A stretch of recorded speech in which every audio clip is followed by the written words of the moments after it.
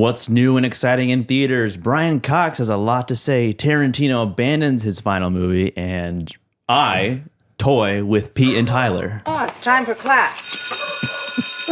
Class is in session! Roll call! Bueller? I'm gonna be late for class. Bueller? Am I hallucinating here? Just what in the hell do you think you're doing? Late for class. You are mine now. You belong to me. Did you study for the test? No more complaining. No more Mr. Kimble to go to the bathroom. Nothing. There is no bathroom. Hello, and welcome to Middle Class Film Class. I'm your host for today, Joseph. I'm Peter. And I'm Tyler. And we have a super decent show for you today. Welcome, everyone, in YouTube Live and otherwise, and of course, the OG classmates listening in podcast land. Yes, absolutely. Yeah, and it's going to be mid. What? It's 420, man. Didn't you watch the Conan O'Brien ones? It's the one rule is never give the audience a mid show. I did not watch always that. great. You didn't? No. Oh my god! Have you seen that, Tyler? The Conan O'Brien Hot Ones episode? No, I haven't. Do you watch Hot Ones at all? I do, yes. I haven't caught up with it, though. Easily the best episode. That's where I found. That's where I discovered Mac DeMarco. His Hot Ones. Are you serious? Yeah. That's how you discovered Mac DeMarco Yeah. from Hot funny. Ones? Yeah. He was already like That's at how I his established peak. DJ Khaled. The Yeah. DJ Khaled one was funny. That's how I learned about true. Conan O'Brien just now. I know. Oh, really? Well, he was a head writer on The Simpsons for quite some time. Yeah. He was a great. Oh, but here we are again, recording another episode of this damn show. You sound like it's a chore. Well, you know, it's Saturday, the last 4 years, every Saturday, Right. for 4 hours of my time. That's right. Dedicated to watching some movie. That you picked. Yeah, that you picked. Not just me. Yeah, and Anyway. it is a beautiful day. I know. And it we're is. inside recording it. And, yeah, with blacked out curtains. Shielded from the world. That's Yeah. right.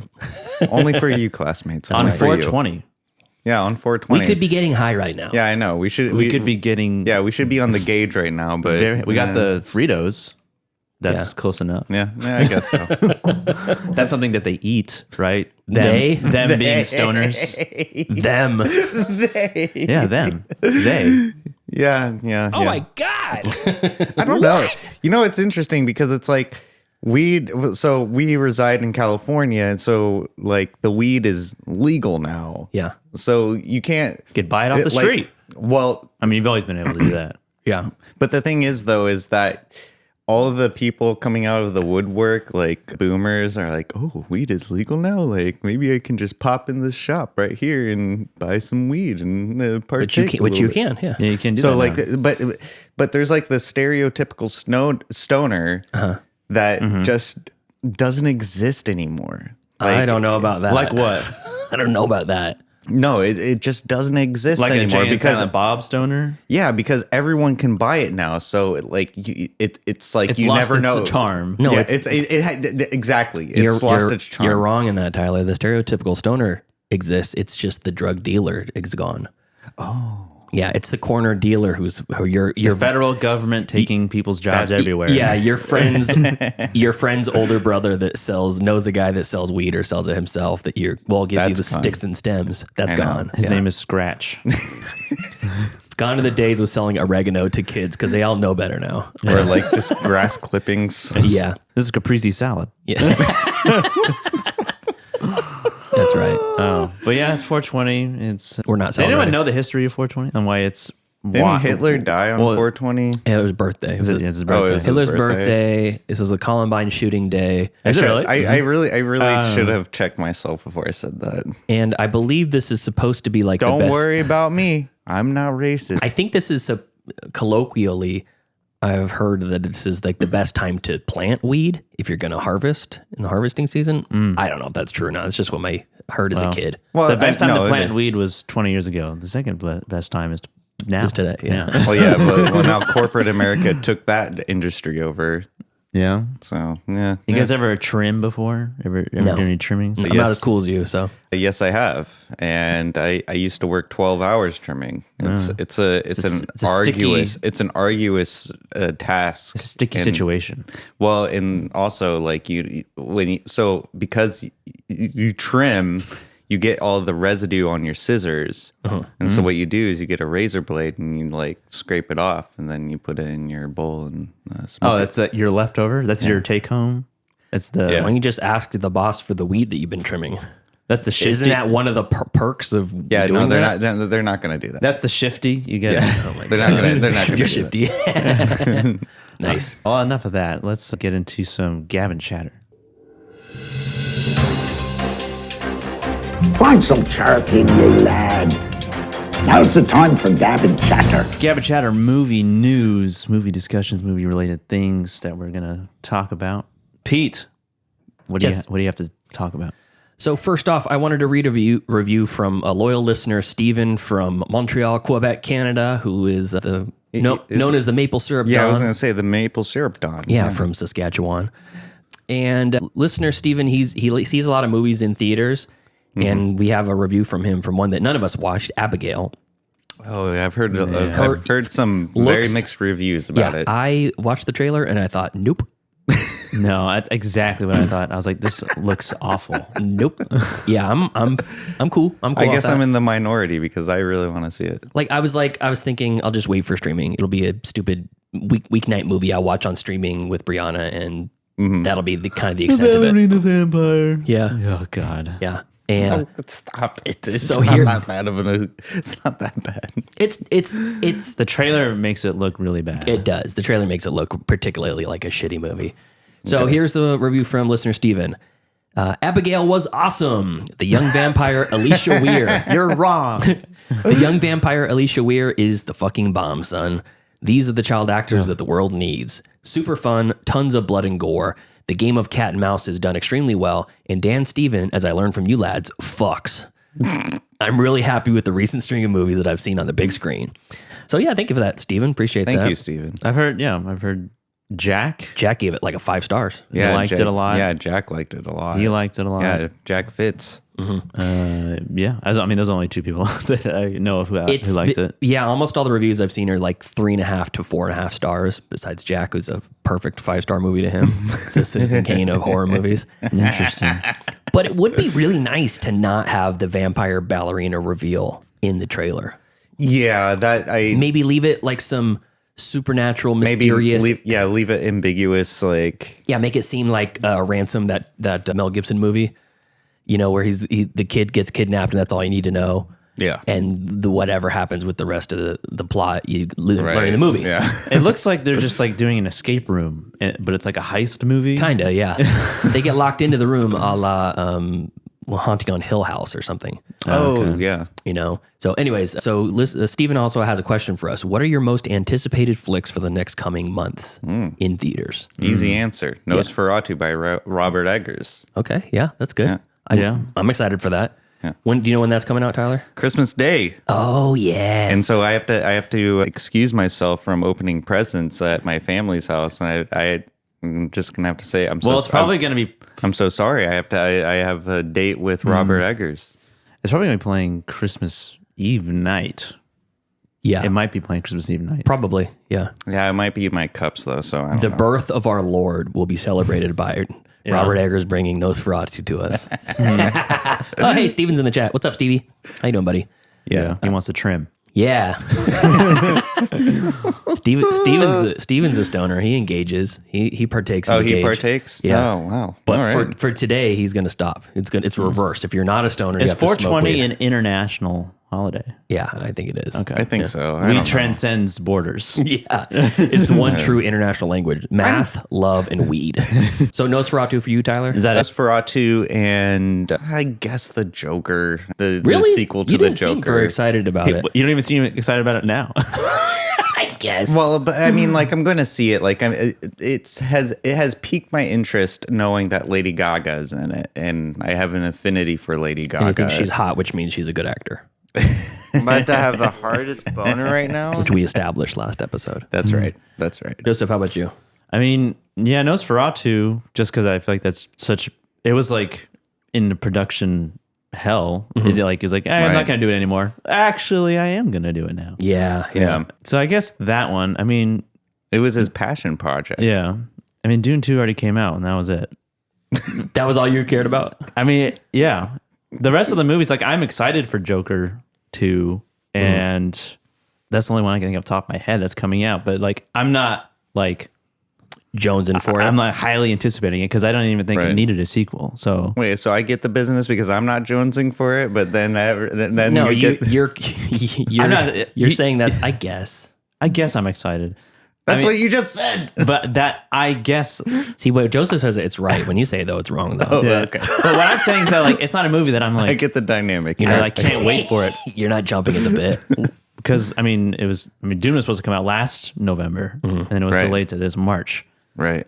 and so that would have been 2023. Right. But since it was delayed, my anticipation had to move with it, obviously. So that was the biggest one. I'm gonna go Jeff Nichols movie coming out, The Bike Riders.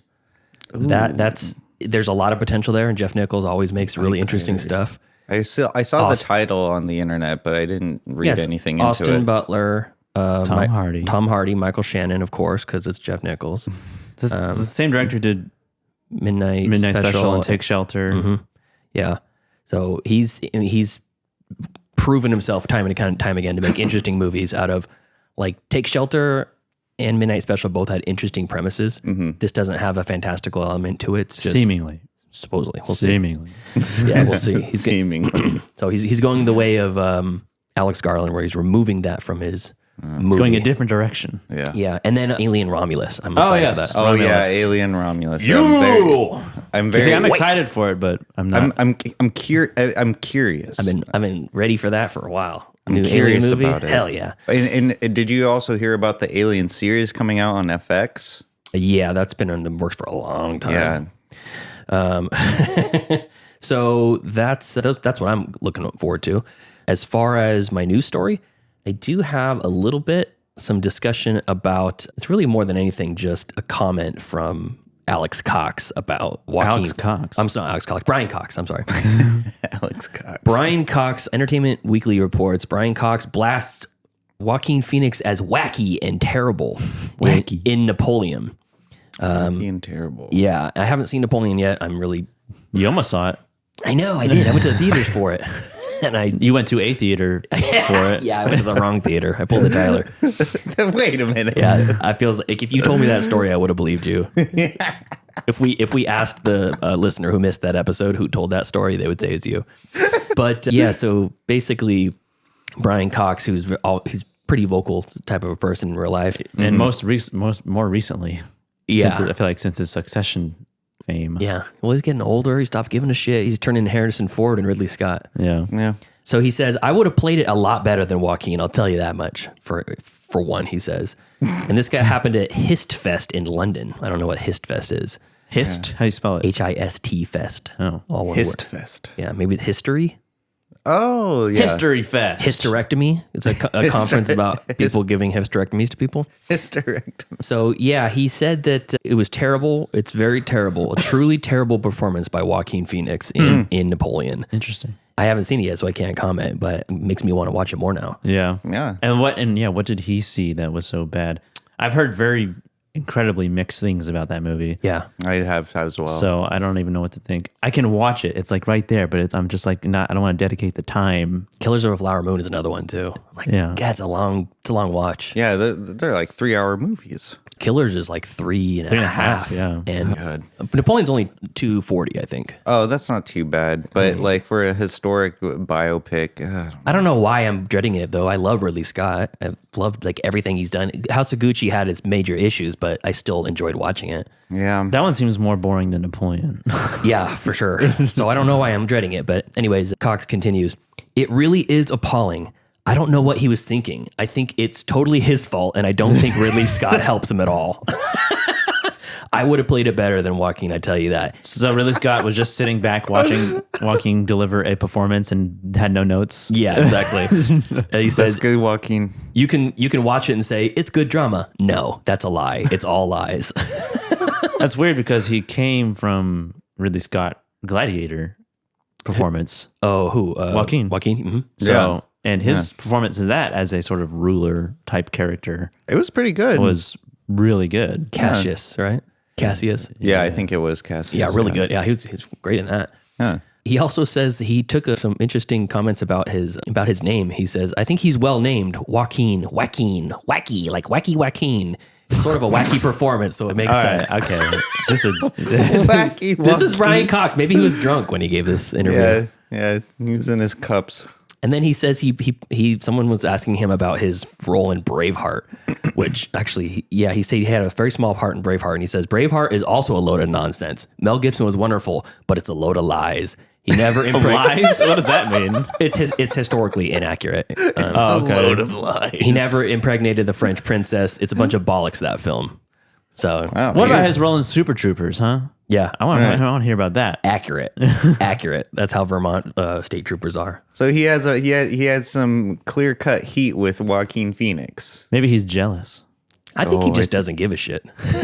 Oh yeah, how old is Brian Cox? He just watched it. Like the movie just ended when he wrote those thoughts. That's his letterbox review. Could be. Jack's in the chat. Hi, Jack. What's up, buddy? So that's all I have for my story. Go ahead, Tyler. What you got? All right. So this week we were bombarded with a Quentin Tarantino news story. As for context, he only prescribed himself to making 10 films in his filmmaking career. And so his final movie was going to be called The Movie Critic. I like that emphasis. Wait a second. The Movie Critic. Was? Right. God damn that song. So The Movie Critic has been officially dropped. Oh, okay. It's not going to happen. It's no more. Yeah, Tarantino was going to have Brad Pitt as the principal star, which would have marked their third teaming after Inglourious Bastards and Once Upon a Time in Hollywood. And what else? This was going to be the third. This was going to be the third. And Okay. then what other movie? I was trying to We should just think. let Tyler go through the whole catalog. He was the background character in Pulp Fiction. Well, there were rumors that many from the cast of his past films might take part. It kind of would have been like a sort of like high school reunion-esque film where, you probably would have like Uma Thurman, Sam Jackson, John Travolta, all the heavy hitters. But he's not going to do it anymore. Because word is that Tarantino had rewritten his script, which delayed the start of production. So, I'm assuming that he was it was years of rewrites. And then at the very last minute when he got the funding, he was like, no, I got to rewrite it again. Yeah, I suppose. I don't know why that's such a big deal, though. Movies do rewrites during production sometimes. Right, but I think it was because he has such he's so abrasive as a creator that he would say, I could imagine him saying, no, we're not starting production until I rewrite this. That's the impression that I got. Okay. So this isn't, they say it's the biggest surprise for Tarantino fans, and I'm not surprised. No, I'm not either. Because I think Tarantino, what has happened is because he put this limit of 10 films in his catalog, he has pushed himself into a corner. And now because he's such a perfectionist, it's kind of like I shouldn't compare him to. Thank you. I shouldn't say George R.R. Martin situation, because I think George R.R. Martin, he just doesn't give a shit anymore. He's old. And Are you saying he shot himself in the foot by saying, I'm going to make 10 movies in the beginning of his career? Yeah, and now then he that got he's here. Now he's here because he wants it to be his what's the phrase, magnum opus? Magnum opus. Yeah. He wants it to go out with a bang. Yeah, he wants to go out with a bang, and he said that as much. I think even when after Kill Bill 2 released, he did an interview with the Hollywood Reporter, and he was saying about how he wants his last film to be his best film. And so That's now putting that way too much pressure on yourself. Yeah, it is. Well, yeah, but I mean, like, he's kind of a cokehead too. As we know, allegedly, that's Tyler Noe said that for the lawyers, Tarantino's lawyers. KNOWY, please direct your attention towards him. Okay. It's almost like when you watch an action movie, a police action movie, you never say, "I only got 3 days left on the job. I hope nothing bad happens," because you're gonna die. Yeah. You know, if you put it all that weight on the situation. Like in any movie where it's like the villain describes exactly what they're gonna do. I'm gonna do this and take over the world and this and this and this, and you can't stop me. And this. I like your hand pointing. Yeah, just do it. And just do it. Don't say you're gonna do it. Like the countless amount of like gun to like a hero's friend's head. Yeah. It's holding it there for so long just for someone to come in and stop it. Well, yeah, I mean, like, it just brings me back to True Detective season 1. Continue. Go ahead. Great stuff. I won't go into it. But I think... oh, God damn it. But I think... Yeah, I think Tarantino shot himself in the foot because it was very early in his filmmaking career. I'm only going to make 10 movies. And so now it comes to his 10th film that he has to create. Okay. And so him writing the film critic, the movie critic, or the movie critic, he is... Okay. Yeah. No, let's cutting edge news. It is cutting edge news. It's very surprising. It's very surprising because we all thought that this was going to be in production this year. And so now... And you also said you weren't surprised. Well, no, I mean, I'm not surprised. However, it's surprising. Don't you have a discussion, Tyler? This is what we're discussing. This is what we're talking about. No, where are we going to lead this to? This is what This is exactly what we're doing. So anyway, now he's back in the writer's room. He's trying to rewrite possibly a new script. And it's unknown because you remember he was going to do a Star Trek film. Huh? You remember that? Yeah, I remember that. And that got dropped too. I remember when you were going to get to it. That's what this is it. This is the discussion. Nothing more? No. Do you don't want to pontificate anything? This is pontificate. This is what I am pontificating about. You don't want to, ask us something? Okay, how do you feel about it? I mean, I don't know what to say. Like, we have these meetings before the show starts, and we talk about these stories. A little behind the scenes, listeners. And there was going to be a discussion about what we would all think that Tarantino's 10th movie should be. Oh, that's right. Yeah. Okay, so I'm so sorry. I'm so sorry. I forgot about that. So Tyler is celebrating 420. I know, man. It's just I'm in the clouds. Yeah, that actually. Thank you for reminding me. What would you think? You're laying it on pretty thick. Thank you, Chatbot. Thank you. We haven't had Chatbot in a while. Yeah, we haven't. So You're anti-AI. Maybe he doesn't. He doesn't like us because he hears talking shit about AI. Yeah. Well, okay. So Joseph and Pete, what do you think would be a good final film for Tarantino to write and direct? I mean, subject matter wise, I like or anything. his alternate history movies, but that was his last movie that he did. Yeah. Like Inglourious Bastards and Once Upon a Time in Hollywood. Like just changing it. But I don't know what he would do for the next one.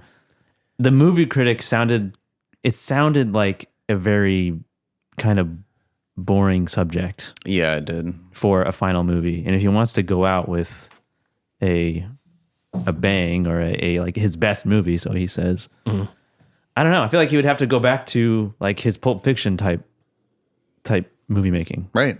Or I would say like go back to your roots. Like just how he structured those stories. And I don't know. I have no idea though. Cause he's done so many he's done like a martial arts movie. He's done like the Hateful Eight, like a mystery comedy chamber piece movie. Right. Inglourious Bastards. And I don't know. I can only think of like a genre. I think you could do like a horror movie. That'd be cool. Yeah, I agree with that. That'd be sweet. Interesting.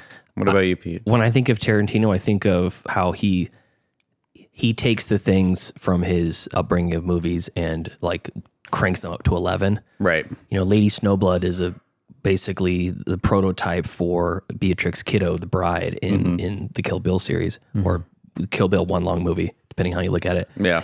And it would be That's what it's called. Kill Bill, one long movie. The whole long movie. And I think that it would be really nice for Tarantino to acknowledge that and do a movie that has a story. Whatever the story is, I don't care. But like the first 10, 15 minutes is one genre. The next 10, 15 minutes is another genre. And it like moves through all of his influences.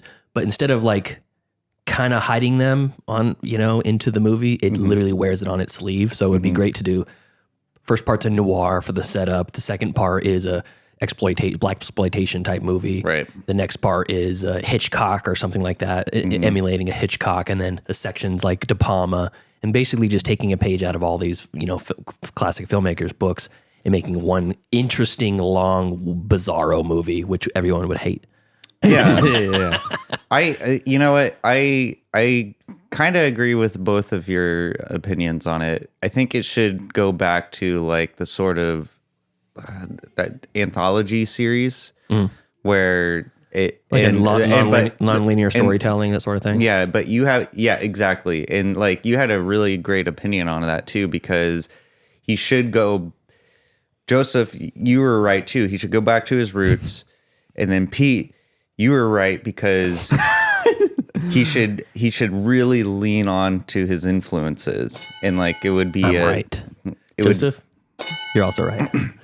It would be like a kind of great send off, and for anyone who's a fan of film, I mean, I'm not a fan of film, but for anyone who is, it would be a really great. It would be a really great sort of send off to his career. And that's not to say that like he wouldn't be involved in like a writing position or anything like that, but for his like final film, like that would be like awesome. And I think I just don't think he's actually going to stop. I don't think he can. I think he's going to make a 2-part movie, and it's like he's going to make one like Kill Bill 1 and Kill Bill 2 so that he can keep going. What if it's a serialized thing like Walking Dead where it just keeps going? Wasn't he going to go to TV? Yeah, I think that's kind of the he's whole written thing. He's written for TV. Yeah. I can't remember what shows, but I think he wrote for I think it was Buffy.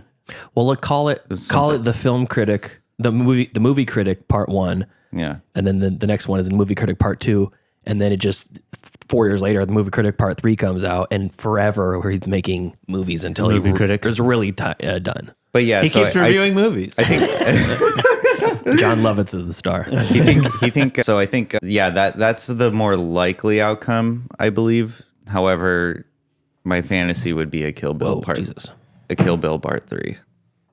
Well, then he could continue making movies because Kill Bill Part 1 and Part 2 count as one movie. Oh yeah, that's right. In his per him, that would be if those counted as separate movies to him, he would already be on his 10th. Right. So okay. Well, that's all I got for today. Oh, okay, cool. My turn. Yeah, just my talk. Just my turn. My turn to talk. All right, so we're going to do a game. Oh, no. Okay, but I'm going to leave the choice of the game up to you. So I'm going to give you a few options. Huzzah. Okay. Of which game you want to play. We can either play a game that I played with Javier. I'd like to play a game. And Pete, which is I'm going to give you a couple movies and you're going to tell me which one is higher or lower rated on IMDb scale. IMDb rating. I can give you have to, I'm going to read the opening lines of a movie and you have to guess what movie it is. So far, I like that one better. Okay. Or I'm going to give you a selection of movies and you have to tell me what year those movies came out. I think I'm with Pete on this one. I like the opening first line. The opening lines of movies? Yeah. I did a trivia segment on the trivia show that was called First Line, Last Line. And it was famous first lines or last lines in movies. That's awesome. Okay. I can't wait for this. All right, so can you guess these movies off their opening lines? Okay. First one, I can give you the genre first if you think that'll help, or I can give it to you second. No genre. No genre? Okay. Damn it. Give Tyler the genre. Are we both answering? Yeah, just Okay, whoever says it all right, first. fine. No genre. Okay. Is the first word. Okay. Okay, here we go. That's the second. Wait, really? Okay, here we go. Focus. Speed. I am speed. Wait till I finish the quote. 1 winner, 42 losers. I eat losers for breakfast. Breakfast? Wait, maybe I should have had breakfast. Can you do that from the beginning again? Okay, here we go. Focus. Speed. I am speed. 1 winner, 42 losers. I eat losers for breakfast. Breakfast. Wait, maybe I should have had breakfast. Happy Gilmore? Can you do the buzzer? Oh. Days of Thunder? Wrong. It was Cars. Oh. Oh, I've never seen that film. You ever seen Cars? Mm-mm. The concept, the car, like on the road. Yeah, I have never. The concept? I He's only actually- seen hallways. I actually never seen a vehicle before in my life. Okay, next one. This is a lengthy one. This is the Earth at a time when the dinosaurs roamed a lush and fertile planet. A piece of rock just 6 miles wide changed all of that. It hit with the force of 10,000 nuclear weapons. 1 trillion tons of dirt and rock hurtled into the atmosphere, creating a suffocating blanket of dust the sun was powerless to penetrate for 1,000 years. It happened before, it will happen again. It's just a question of when. Oh, that sounds familiar. Hitchhiker's Guide to the Galaxy? Think about it. Space Odyssey? Wrong. Damn. Armageddon. Oh, Armageddon. Criterion movie. Armageddon. It happened I haven't- before, it will happen again. I haven't seen that movie since I was a teenager. Next one. Okay. Exactly 3 years ago, I promised you a president who feels your pain and who shares your dreams. I want to talk to you about a fundamental threat to American democracy. For the first time in the history of our country, a majority of our people believe the next 5 years will be worse than the past 5 years. Ooh. Movie about president election. I'd be surprised if you guys get this because I have never seen this movie. Oh, damn it. Well, okay. I can give you a hint. Okay, what's Sure. the hint? Tom Cruise is in it. Oh, He's the main character. He's the main character in it. main He's on the poster. character talking to the president. Minority Report? You've never seen this? Wait, have you seen that? No. No. Oh, that's right. It is you. I was like, is Tyler the one who hasn't Can seen you that? say the line again? Exactly 3 years ago, I promised you a president who feels your pain and who shares your dreams. I want to talk to you about a fundamental threat to American democracy. For the first time in the history of our country, a majority of our people believe the next 5 years will be worse than the past 5 years. And Tom Cruise is the main character? Mm-hmm. Edge of Tomorrow? Wrong. Damn. What is it? American Made. Oh, I don't Exactly. I don't know anything about that movie. Exactly. Next one. Here's my day so far. Went to jail, lost a girl in my dreams, and got my butt kicked pretty good. Still, things could be a lot worse. Oh, that's right. I'm falling to my death. Guess they can't. How did it all come to this, you ask? My end starts at the beginning, the very beginning. Yes, that's me. I had a fairly standard childhood. I came from what you might call a broken home. Literally broken. I was 8 days old and still living with my parents. How sad is that? Clearly, it was time to move on. What the fuck? What are these opening lines? I'm going to need you to read that a little slower. Here's my day so far. Went to jail, lost the girl of my dreams, and got my butt kicked pretty good. Still, things could be a lot worse. Oh, that's right. I'm falling to my death. Guess they can't. How did it all come to this, you ask? My end starts at the beginning. The very beginning. Yes, that's me. I had a fairly standard childhood. I came from what you might call a broken home. Literally broken. I was 8 days old and still living with my parents. How sad is that? Clearly, it was time to move on. You want me to give you a hint? Is it? Yeah, give us a hint. Animated. I figured it was animated. Animated. Okay. My death. Falling to my death. A broken home. Falling to my death. I was going to say Cider House Rules, but no. That, Interesting. Oh, animated. Falling to my death. Broken home. Starts at the animated. very beginning. Do you have any idea? No. Just spit something out then. Tangled. Wrong. Did you guess already? Yes, I did. What'd you say? Cider House I Rules. said That's your Cider- guess? You say, Yes. yeah, I was going to say it, but you did. Is that you saying it? Okay. It's animated. It's animated. Jesus Christ. The Incredible. Wrong. Megamind. Good one. I have very rarely seen the beginning of that. Okay. I've seen almost all of it a million times. Next one. I believe in America. America has made my fortune. Godfather. Ding. You got one right. Yeah, that's more iconic than Megamind. Next one. In October of 1994, 3 student filmmakers disappeared in the woods. Blair Witch Project. I gotta finish it. Near Burkittsville, Maryland, while shooting a documentary. A year later, their footage was found. Yeah, I already said it. Pete, what is it? Blair Witch Project. Nice. Good job, Pete. Wait a minute. What? You didn't listen to the rules. Next one. Letters. You don't really write many these days, do you? But I bet there's one you never forget. Send it off to a certain plump guy in a red suit, and provided you've kept your act together more or less, he'll drop off a toy or two. And yet no one seems to wonder how the whole thing got started in the first place. This is a story about letters, and it began with this one. Do you have a guess, Tyler? I know this one. Is it You Got Mail? No, it's Klaus. It's Klaus. Next one. We are here at MNU head office, Department of Alien Affairs. My name is Vickis Vandermeer, and behind me you can see other Alien Affairs workers. And what we do here at this department is we try to engage with the prawn on behalf of MNU and on behalf of humans. Oh. Come on, Tyler, you know this. Yeah, District 9? There you go. It was a prawn. Vickis was. I figured it was NMU. I was like maybe something, and then it was Vickis. I remember the guy's name. Vickis. Next one. When I was a kid, whenever I'd feel small or lonely, I'd look up at the stars, wondered if there was life up there. Turns out I was looking in the wrong direction. Men in Black. Wrong. Wait, that was wrong? Yes, that was wrong. Oh, geez, I thought that was Men in Black too. It's not Men in Black 2. Wrong. God damn it. Oh, I just realized I gave myself the correct sound for Men in Black. It was wrong. What is it? But you're not going to guess? I already did. I Men said in Black 2? Yeah, Men in Black 2. Damn it. Pacific Rim. Oh, yeah, there you go. Okay. Next one. I always wondered why nobody did it before me. I mean, all those comic books, movies, TV shows, you'd think that one eccentric loner would have made himself a costume. I mean, is everyday life really so exciting? Are schools and offices so thrilling that I'm the only one who ever fantasized about this? Come on, be honest with yourself. At some point in our lives, we all wanted to be a superhero.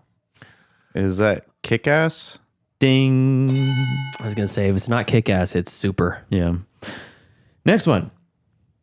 There are over 550 million firearms in worldwide circulation. That's one firearm for every 12 people on the planet. The only question is, how do we arm the other 11? Lord of War. Yeah, I was going to say Lord of War. Correct. Yeah. Next one. Oh, America. I wish I could tell you that this was still America, but I've come to realize that you can't have a country without people, and there are no people here. They Live? Nope. Nope. Nope. Jesus. American History X? No. Zombieland? It was Zombieland. Well, thank you for playing. Opening lines. Where's the, I don't have any applause. The plot. Oh, sorry. Good job, Tyler. Or good job, Joseph. That's good. You are welcome. That was fun. And we can save the other games for later. Okay, cool. That was fun. That's it for me, though. All right. Let's move on to Stream Picks. Movies. Wanna watch a movie? Yes, I do. Disney Plus. Oh, HBO Max. If I don't get the pick, show's over. I have grown accustomed to Hulu Plus. Amazon Prime. I like Netflix. You found the pick. Streaming picks, movies that we watch on our streaming services that we recommend and you can watch or not watch as well. Or not. I don't care. Yeah. Watch it. Don't watch it. Pete, what do you have to stream pick?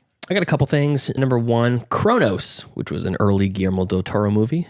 This is one that I've heard is like an interesting, like early vampire movie, like an alternative vampire movie. And it's a vampire movie filtered through the guise of like Hellraiser, because there's a device that someone makes back in hundreds of years ago in historic times. And it is able to grant this person eternal life, but they must feed off the blood of humans to stay alive, essentially. Okay. It's a trip. It's a weird, interesting thing. And there's the cracks are showing. So like they're technologically a vampire then? Like they're not like bitten by a vampire? They're like, pierced by this machine, this like device with a vampire machine crystal or something on the inside. And there's also a living bug creature within It's the essence of the vampire. It's a trip. It's kind of hard to explain, but you know when you go back and you watch like early Spielberg, if you were to watch Duel or Spielberg's first movie, it's a TV movie, and you're like, ooh, I could see a lot of the nuggets of really great stuff in this. Sure. But it's expanded on, extrapolated as they come, later in their career. This is a really early Guillermo del Toro. And although it's not a great movie, if you consider yourself a Del Toro fan, it's worth watching and going back and seeing. When did it come out? 1992. Oh, okay. Yeah, pretty early. So this is streaming on the Criterion channel and Max as well. I watched it on Max. And it's probably like a 3-star movie for me. All right. And it's half English, half Spanish. It's set in Mexico, and it's a period piece. So I want to say it's like 1950s or so when the movie picks up. Ron Perlman's in it, and he speaks Spanish in a number of scenes. Ron Perlman's in it? Wow. Yeah, he speaks Spanish in a number of scenes, and he does not speak Spanish. I read the trivia for it. He learned his lines, just his lines. Oh, okay. And just his lines. Which he also did in City of Lost Children, where he learned French. Just his lines in French. Oh my God, that's crazy. I mean, it makes sense to just learn that rather than to learn the whole language. Yeah, and I mean, I don't know. It's like interesting. Michael Fassbender speaks a bunch of languages, and they use it to great effect in Inglourious Bastards. But him and Christoph Waltz. Oh yeah, he does. He speaks like 5-6 languages. Yeah. So anyways, that's Cronos streaming on Max. Yeah, pretty decent. Production design's good. Unique take on the vampire lore. It kind of drags a little bit. Story drags. But yeah, I love Guillermo, so I will watch anything he does. Yeah. Next up, I watched a movie that's it's a precursor to Hundreds of Beavers. And you guys know just how much I loved that movie. Right? Yes. I was oozing all over but it when we talked about it last time, which is also, it's now available streaming. Oh, awesome. You have to rent it, but it is available on digital now. Okay. Listeners, go give that movie your money. Hundreds of Beavers. It's streaming on Amazon, I think, and Apple TV. Yeah. But the movie that I watched for the streaming pick is called Lake Michigan Monster. And this is from 2018. It's a feature-length movie? It's a feature-length movie, yeah. Yeah, I mean, it's feature-length, but it's short. It's 74 minutes or 78 minutes or something like that. Okay. Let's see here if I can actually get the minutes on this thing. But this is literally directly before they made Hundreds of Beavers. They made this movie, and the main character from Hundreds of Beavers is also in this and directed it. I see. Rylan Brixton Cole-Tews. Long name. And it's the title on Letterboxd says, an eccentric sea captain assembles a motley ship crew in a revenge mission to slay the sea monster lurking in Lake Michigan that killed his father. So Moby Dick, essentially. A little bit. Yes, a little bit of that. So this is shot, if you haven't seen Hundreds of Beavers, it's a shot very similar style where it's black and white. It looks like to be very grainy. It looks to be like a maybe 1920s movie. Right. Although it's not a silent film. Hundreds of Beavers has no dialogue in it. It's just a bunch of grunts and kind of thoughts and stuff. Right. And this one is not that. There's quite a bit of talking in it. And that's probably the worst part of the movie. That's why they got rid of it for the. I was thinking that through a lot of it. I'm like, the sensibilities of the comedy and like the pacing of the movie really works well without all that extra dialogue. So some of it, the attempts at humor is not great. There was some really laugh out loud stuff here. He's a ship captain, or he portrays himself as a ship captain, but then he keeps, whenever somebody calls him a captain, he's like, I never said I was a captain. He's wearing a captain's hat that says captain across the front. When they go to his house, it's clearly in like just a museum that is in the nautical section of the museum, like in a lighthouse. Yeah. And they're like, you live in a lighthouse. You're not a sea captain? I never said I was. Like, yes, you did. When the first time you met us, you said you were a sea captain. Well, I don't remember that, but I've never portrayed myself to be a sea captain. And he's like, your hat says captain across the top. Right. Yeah. So it's pretty funny, but the whole thing, a lot of the movie is shot on green screen. And the reason I found this was that I was following the Hundreds of Beavers Twitter account, and they're posting a lot of stuff about the movie now that it's streaming, and it's still being rolled out to theaters across the country. And now that it's available for streaming, one of the creators posted a behind the scenes for the Blu-ray for Lake Michigan Monster, and it shows them how they did the Blu-ray. And there's a scene where he's swimming through, the depths of Lake Michigan. Oh my God. And it's a cartoon. It's a black and white cartoon. He's swimming like this. And in the behind the scenes, he's just on a green screen on a green box, and he's just going like this. And then it shows the scene that they're in next to it. And the last half of this is so much better than the first half. So if you're watching the movie Lake Michigan Monster, streaming on Amazon Prime, if you're watching it and you're like, where is this going? Why did Pete ask me to watch this movie? Just stick with it. Just stick with it. Yeah. The second half is so fun. And there's cartoon logic at play here, just like with Hundreds of Beavers, where At some point, he goes underwater, like I said. He's in Lake Michigan. He's underwater, and he's able to stay under forever. He's able to talk and breathe and fight with people underwater. And there's like a chase scene where someone's chasing after him and throwing knives at him and stuff like that. Oh my God. And he's constantly like dodging the knives as he like swims and then dodges the knife. And at some point he gets to the end of the thing and he goes, woo, and he's just kind of like floating there, and he pulls out a beer and just starts drinking the beer all underwater, and he's still floating and bubbles are coming out of his mouth and stuff. And then he's like, better get back to it. And he starts swimming towards the lair of the sea monster. So it's really fun, and it's stupid and over the top and cheesy. So, but you know, if you don't mind taking yourself a little not so serious, it's a really good time. Nice. So it's streaming on Amazon Prime, Lake Michigan Monster from 2018.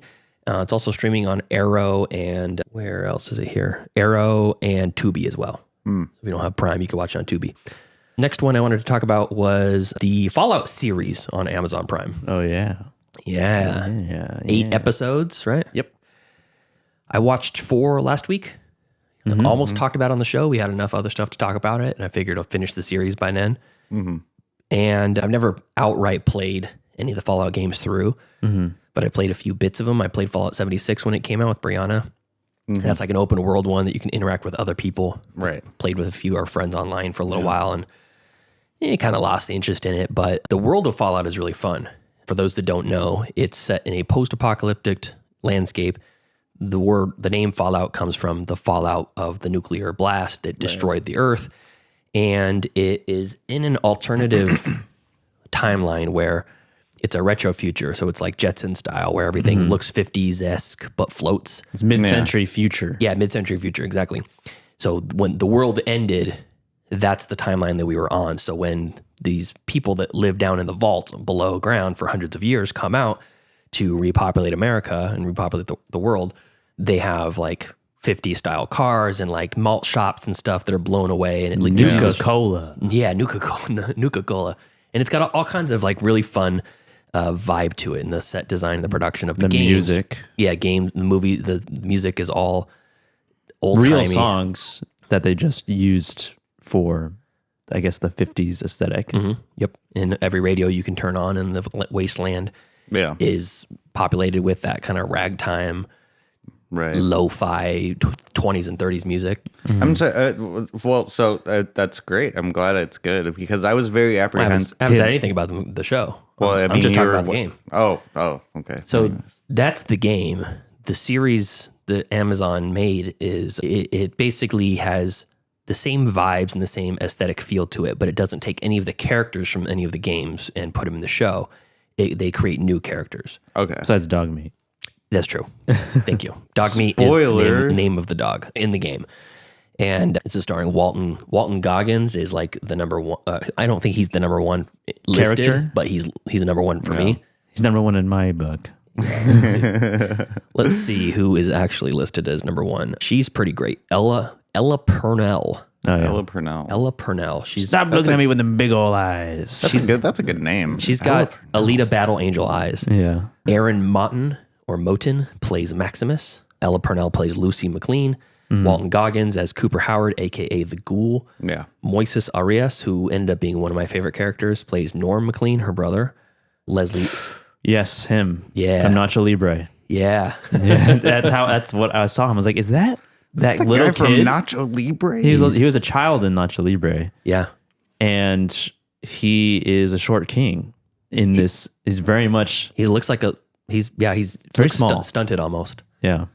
And then Very small. The mom from The Green Knight, Sarita Chowdhury. She plays one of Lee Moldaver. She plays Moldaver. Johnny Pemberton, who I know from Superstore. He plays Bo in Superstore. He plays Thaddeus in this. He's a fucking great comedic actor. Oh, yeah, that guy. With a little wimpy porn stash. That guy's like 42 years old. You know that? I know. It's crazy. And then there was a number of other like Kyle MacLachlan? Yeah, Kyle MacLachlan's in it. Matt Berry's got a small part. His voice part is so funny. It's so good. And he's got the perfect voice for that. Right. There's who was that?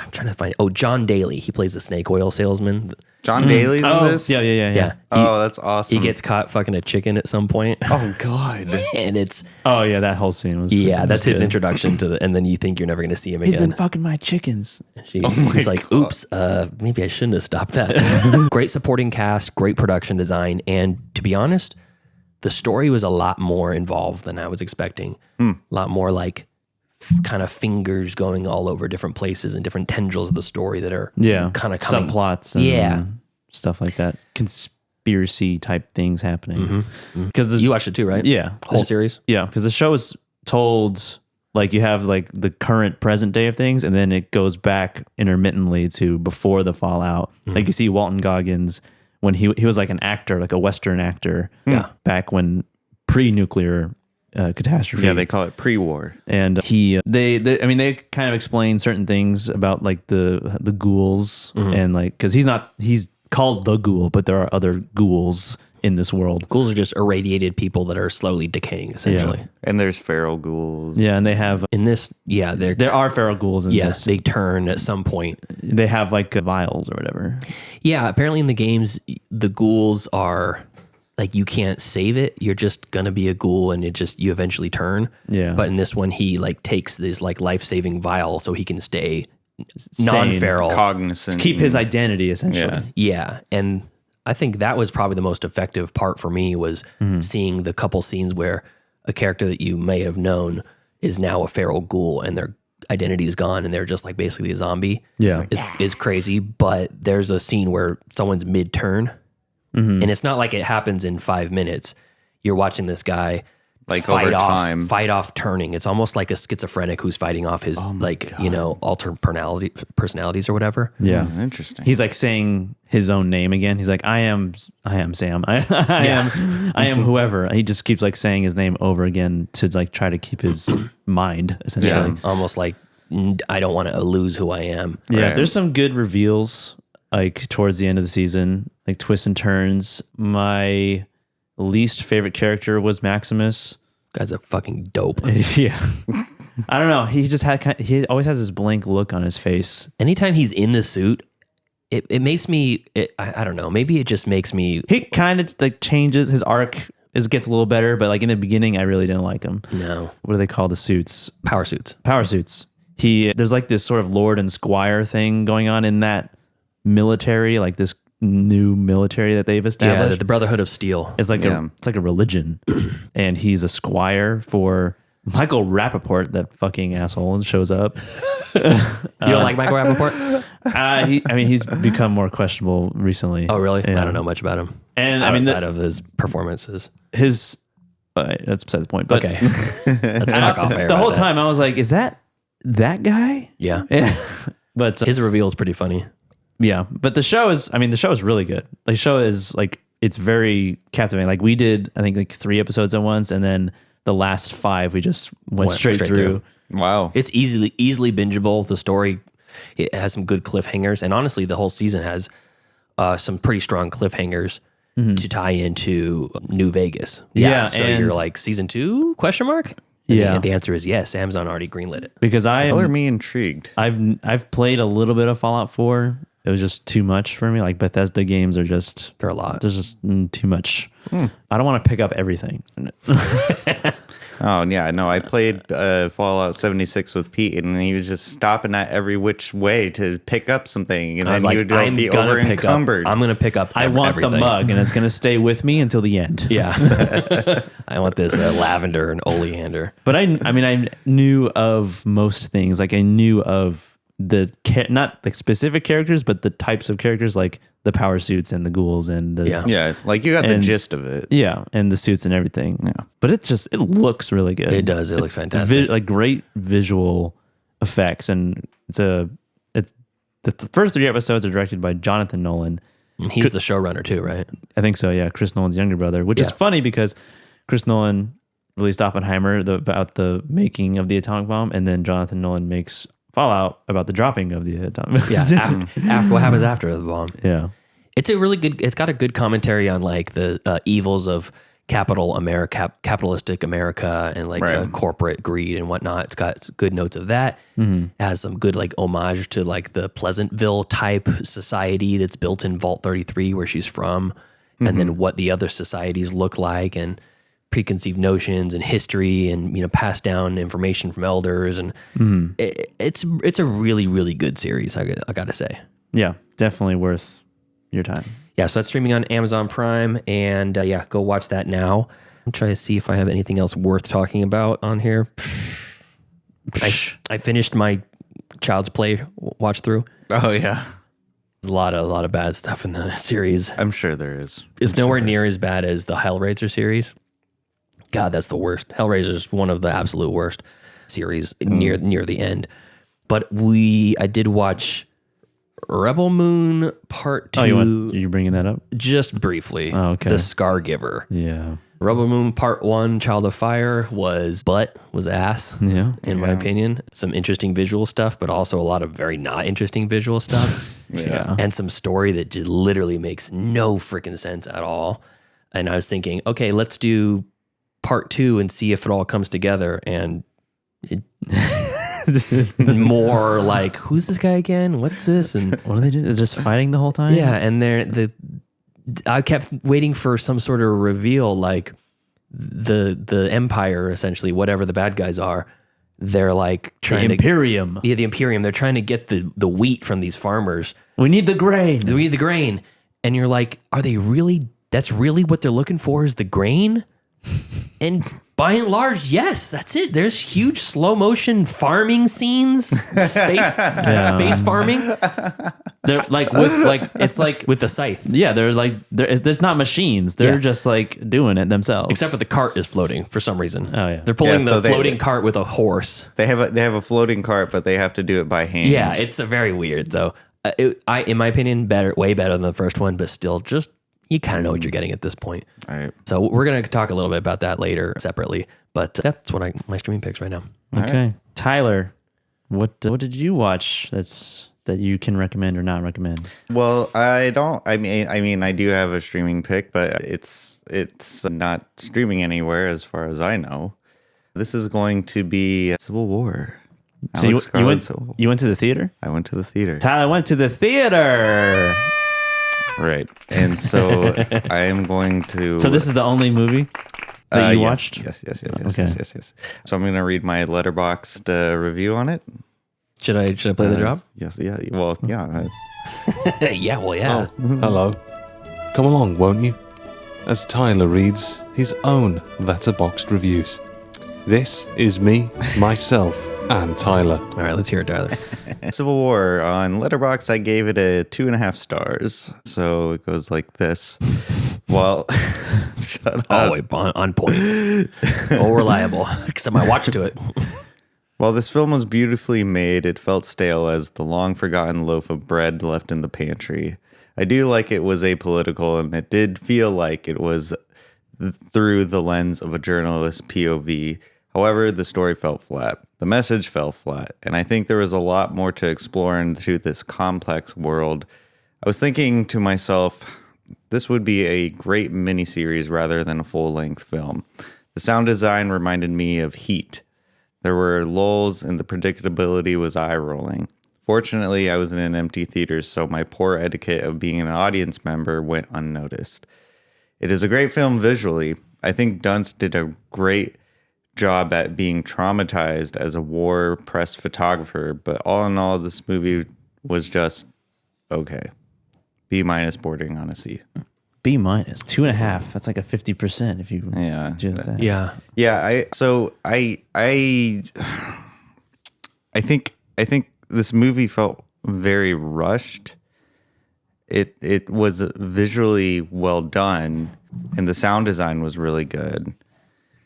But I think the dialogue was much to be desired, and the predictability of it all was just really it borderline cringe.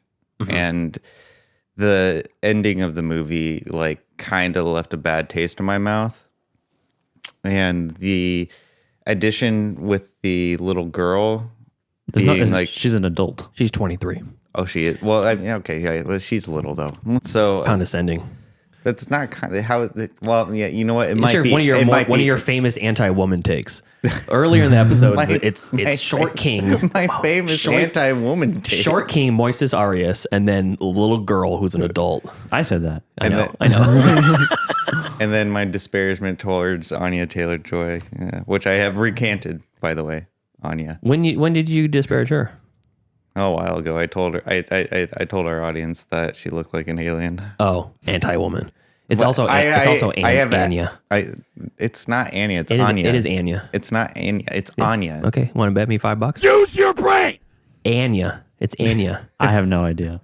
It's not Anya. It's okay, Anya. where's my $5 bet then? All right, fine. Let's go on with the $5. Anyways, $5. So anyways, like I think like a lot of people are saying this was Alex Garland's like best film, and like I just can't. Who said that? The internet. Two assholes on the show.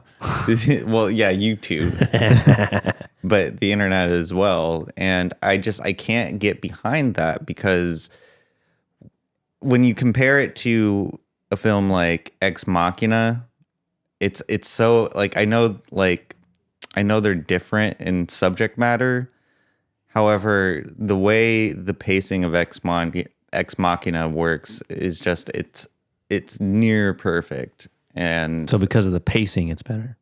Yeah, I would say so. And like the dialogue too. And I think my favorite part of Civil War was Kirsten Dunst's character because she really emotes like someone who has seen some shit. Like she looks tired.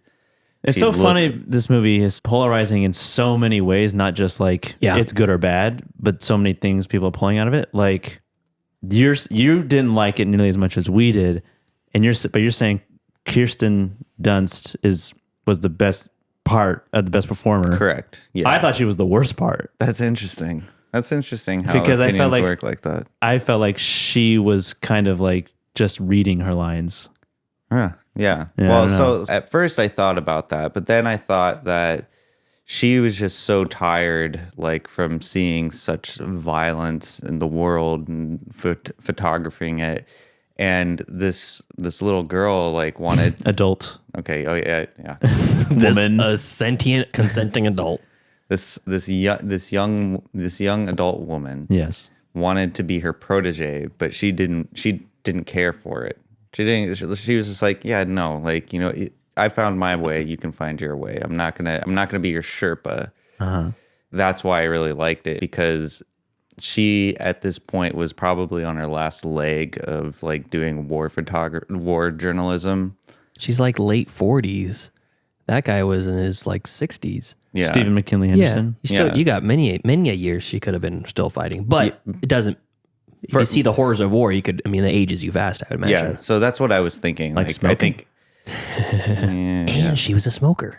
Yeah, but I think there was it kind of reminded me of The Last of Us, in which what The Last of Us this TV series succeeded in was not going super fast into the plot. Oh.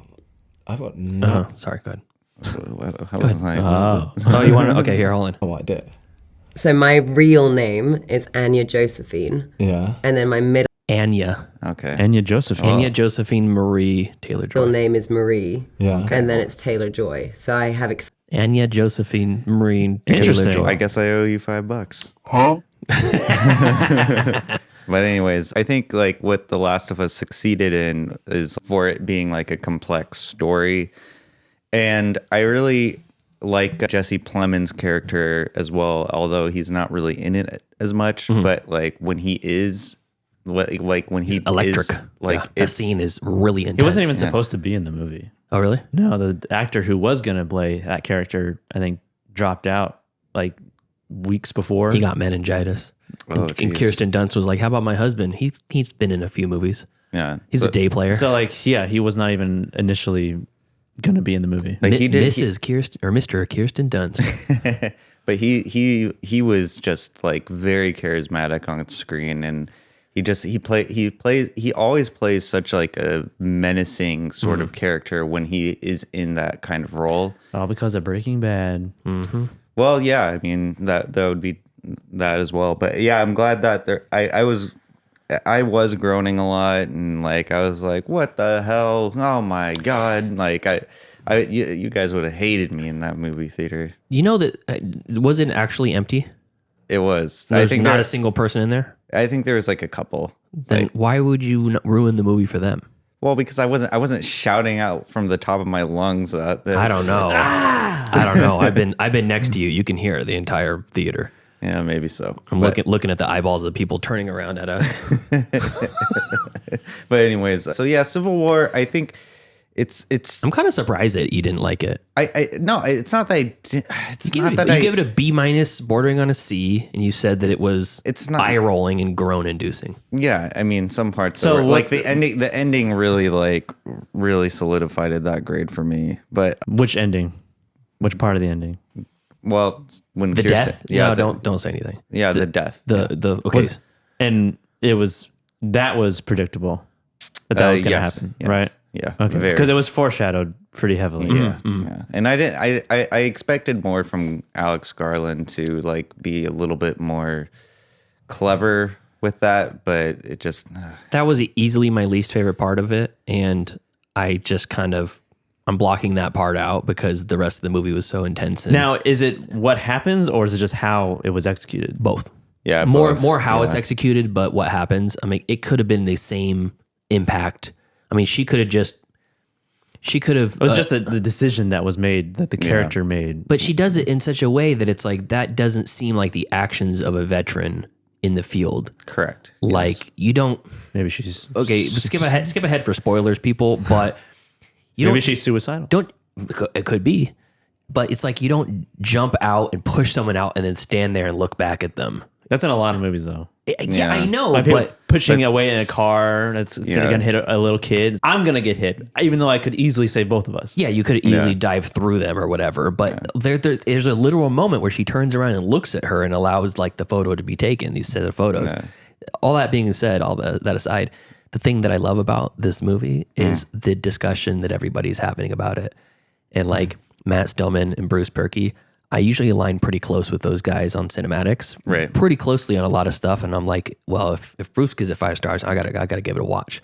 You know, if Matt gives this 4.5 stars to this movie, I'm there. You know, might always it's not 1-to-1, but it's pretty dang close. And both those guys are like 2.5, 1.5 stars. And it's a 5-star movie for me. Yeah. Another thing about this movie that people were kind of criticizing was the music choices, and. I loved the music choices. I did too. I like them because, like I said in the other review, they're ultimate tension cutters. Yeah, they're like it's so odd and out of place that whatever the scene prior was, like whatever shootout scene, it just immediately just cuts that tension. But like the dance scene in Ex Machina. Sure, yeah. And then, which is so silly. It's a silly part of that movie. It is. It really is. It comes out of left field. But my favorite scene in the movie, though, is definitely the pile of bodies scene. Yeah, that was intense. And so yeah, Civil War. I think it's still out in theaters. It'll be out for a while. Yeah, it's number one highest grossing movie. No, I don't highest budget, biggest budget movie. Yeah, it was his biggest budget. I don't want to say I didn't like it. I just thought it was okay. Like, it's not something that I would probably watch on my own accord, but it was just okay. I think Kirsten Dunst was the best part of the film, though, as far as acting wise. Yeah, I mean, out of his movies, this is the most rewatchable for me. Interesting. Yeah.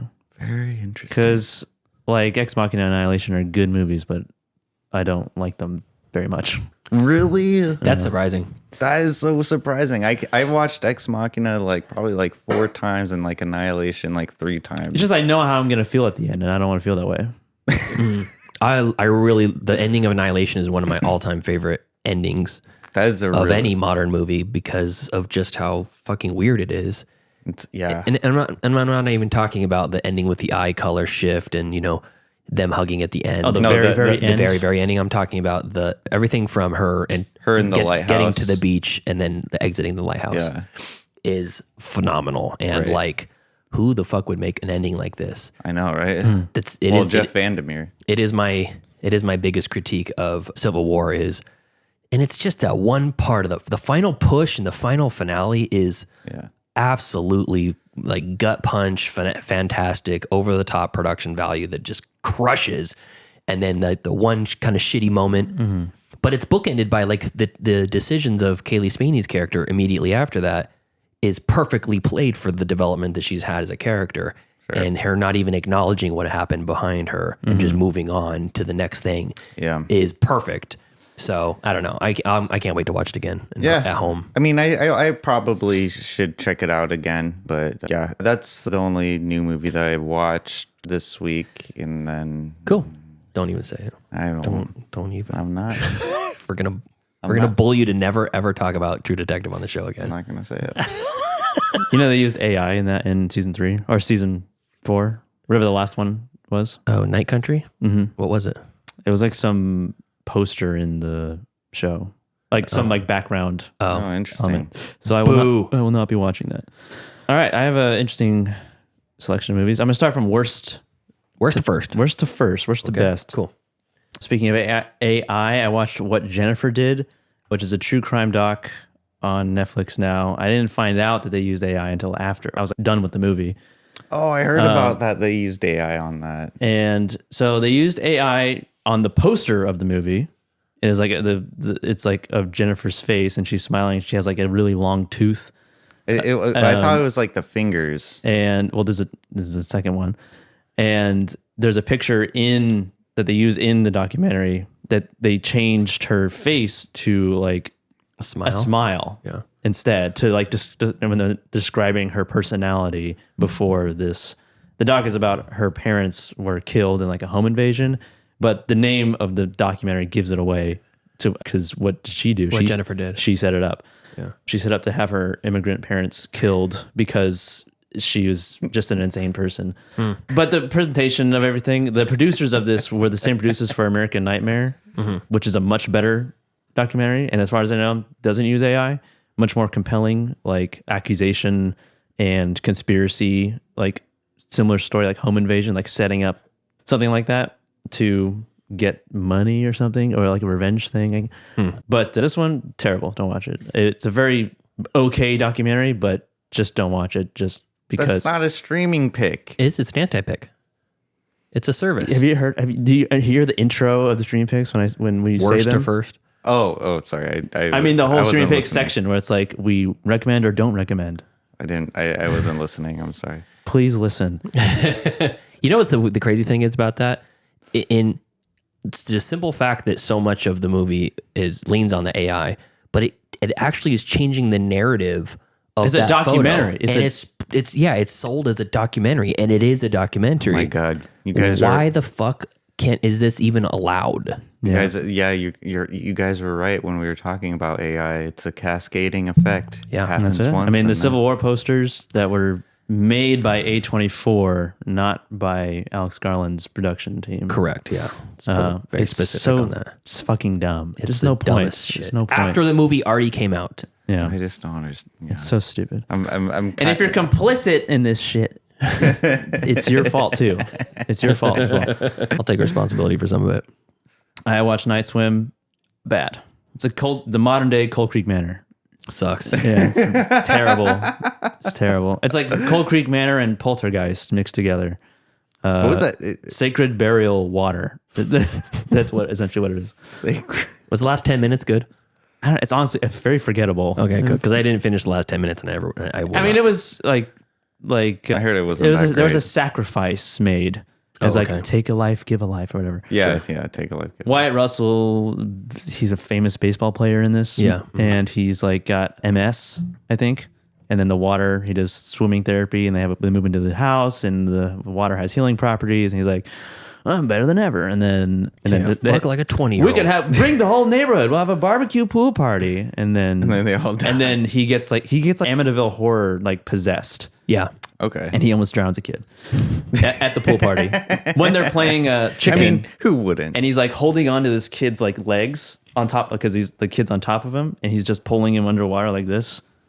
And like the dad of that kid is like obviously the kid almost drowns, and he kind of drowns, but Yeah, don't watch it. It's a boring movie. It's bad. I watched Lisa Frankenstein, the most mid movie of 2024. Agreed. Kind of funny, more violent than I thought, but it's not completely terrible, but it's definitely not worth your time. Sorry, Andrew. Not sorry. Let's see. I got a bunch of 3.5 stars, so I'll just go. So I watched Drive Away Dolls.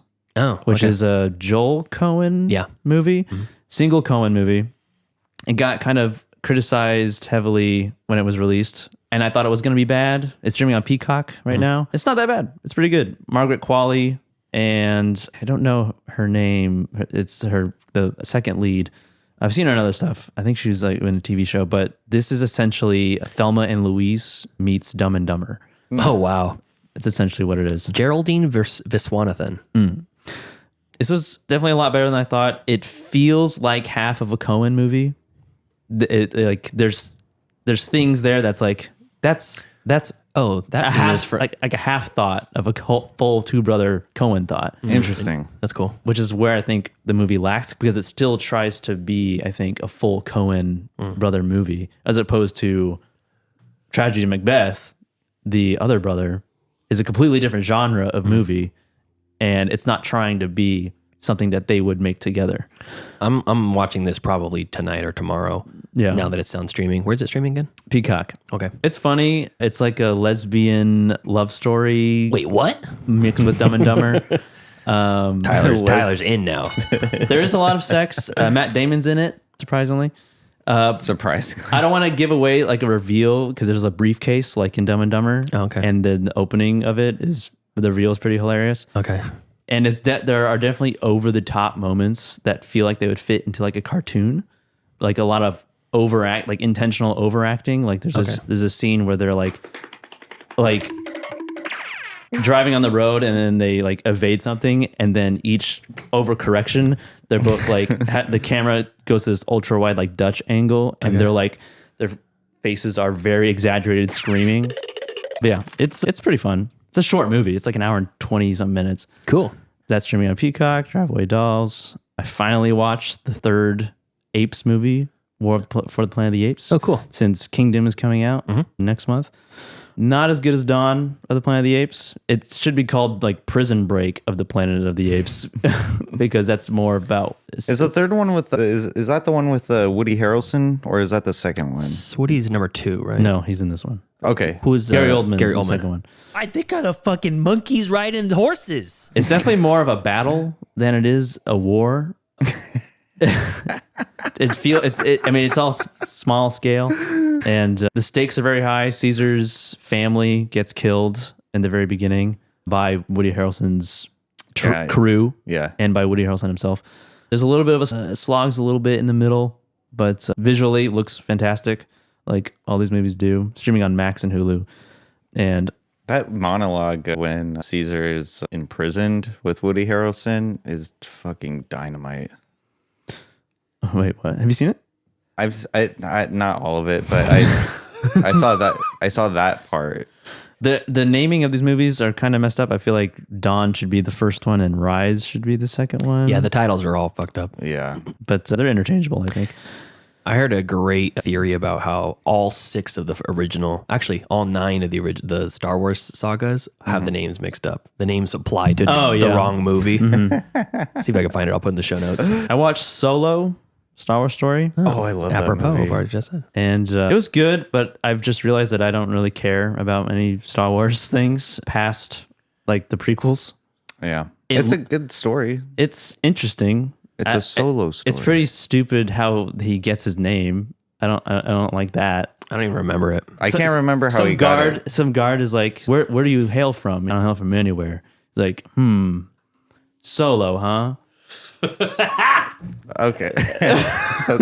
Yeah, maybe that wasn't the best choice. Like, okay, Hans. Yeah, okay. Speaking of interesting, like weird origin stories, in Fallout, they give you an origin story of the thumbs up guy. Yeah. Oh yeah. No, in the series. Oh, in the TV you series, see an origin story of that drawing. I think that's canon in the games too. Like, well, yeah, because it's him like looking at the like nuclear mushroom blast. Yeah, that's the reason why he's doing the pose. But the reason why the drawing ever existed in the first place, I'll let the series kind of figured out. But I was like, are we really getting an origin story of Pip-Boy right here? Yeah. I don't know if that's what it's called. Pip-Boy. I think the problem I have with Solo was it's two different movies, because you have who was it who directed like kind of like the first half. It was like it was Lord Miller. Yeah, Lord Miller.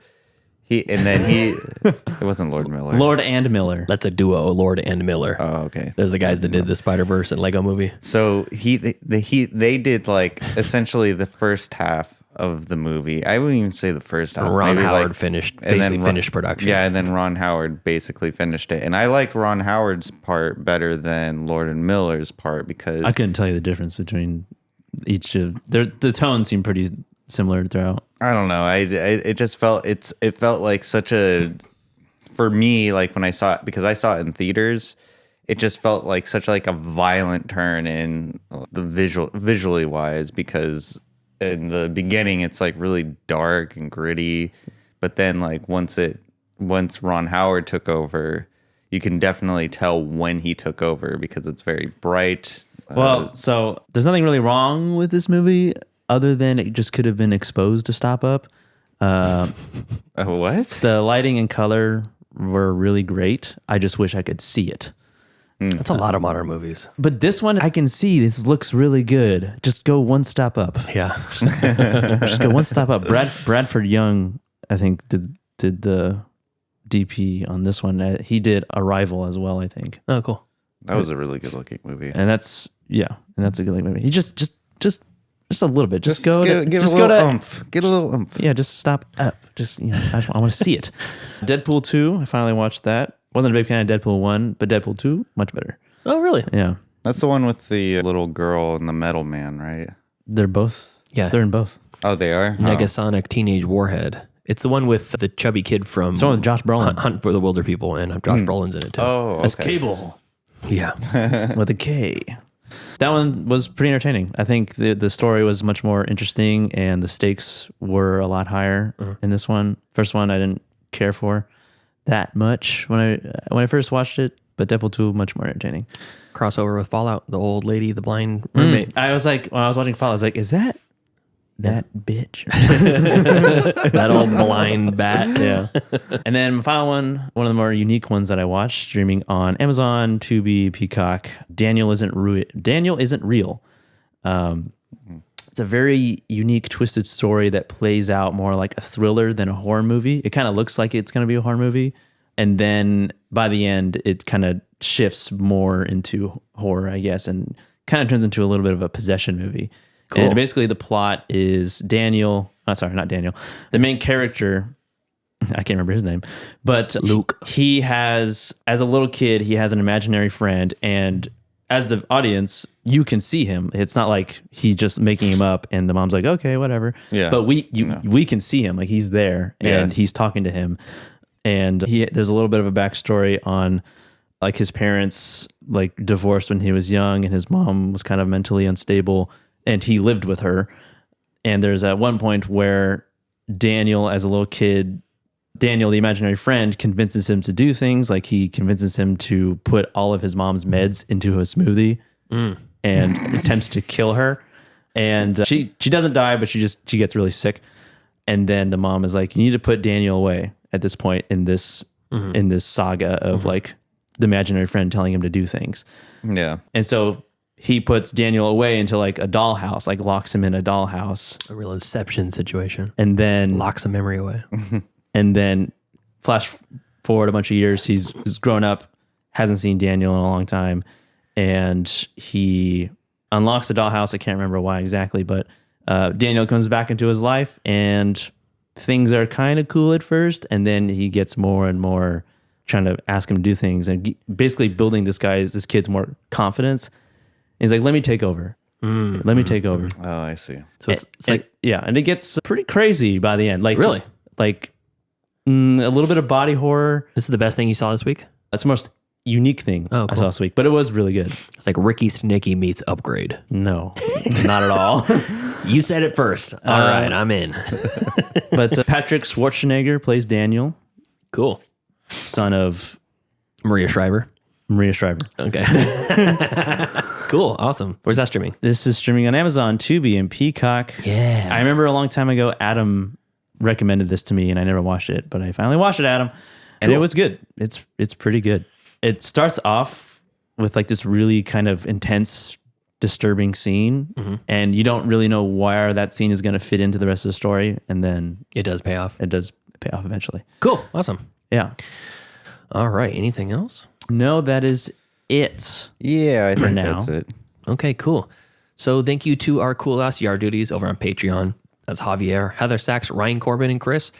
And if you want to support us, hit us up on the Patreon, patreon.com/middleclassfilmclass, or you can just watch us on the YouTube stream. If you're a podcast listener and you listen to some of your podcasts on YouTube and some of them on the podcast app, listen to us on the YouTube, through the YouTube stream. It's more beneficial to the show in a larger sense. That is an easy way to support us for free as well. So until next time. Thank you for joining us as we gab and chatter live on YouTube Live and in the podcast land. Follow us later on in the week as we review Charade from 1963, Joseph's pick from the Wheel of Destiny.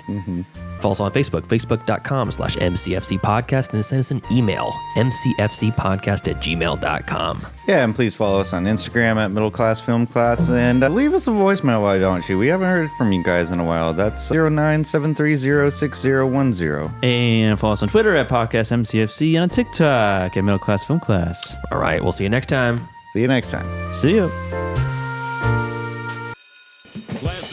I gotta get out of here. The bell doesn't dismiss you. I dismiss you. You're free to go. See you next week. See you later. See you later. That's a wrap. Great show.